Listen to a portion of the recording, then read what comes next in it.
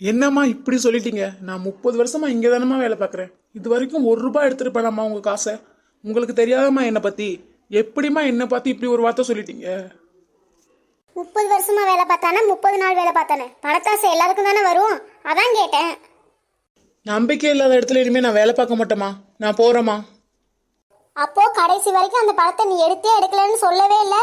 அப்போ நீ தான் எடுத்திருக்க, அதுக்கு பயந்துதான் வேலைக்கு வரலன்னு சொல்ற. மற்றவங்க பணத்தை திருடி திங்கணும்னு அவசியம் எனக்கு இல்லைம்மா. அந்த பணத்தை நான் எடுக்கல. ஒரு வாய் கஞ்சி குடிச்சாலும் உழைச்சி குடிக்கணும்னு நினைக்கிறேன் வேணாம். நீயும் நானும் மட்டும்தான் அந்த இடத்துல இருந்தோம். அப்படி இருக்கிற உன்னை தவிர வேற யாரும் பணத்தை எடுத்துருக்க முடியாது. நீ மட்டும் இப்போ உண்மையை சொல்லலை, போலீஸ்கிட்ட சொல்லி ஜெயிலில் தள்ளிடுவேன்.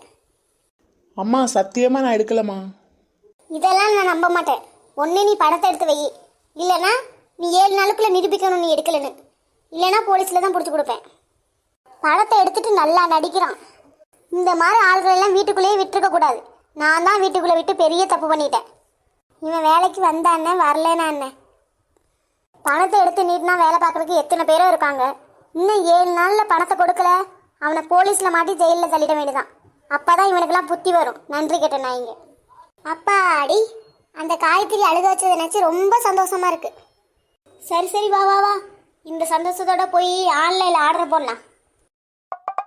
என்ன நடந்தாலும் சரி, உலகமே அழிஞ்சாலும் சரி, உன் காரியத்தில் நீ கரெக்டாக இருக்க. அப்கோர்ஸ்.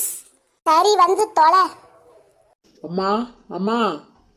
ஏப்பா ஆரியா, ஏன் கூப்பிட்டுக்கிட்டே வர? அம்மா நான் கல்யாணம் பண்ணிக்கலாம் முடிவெடுத்திருக்கேன். என்னப்பா சொல்ற? எனக்கு கையும் உடல காலும் உடலே, அந்த கடவுளே கருணை காமிச்சிட்டாருப்பா.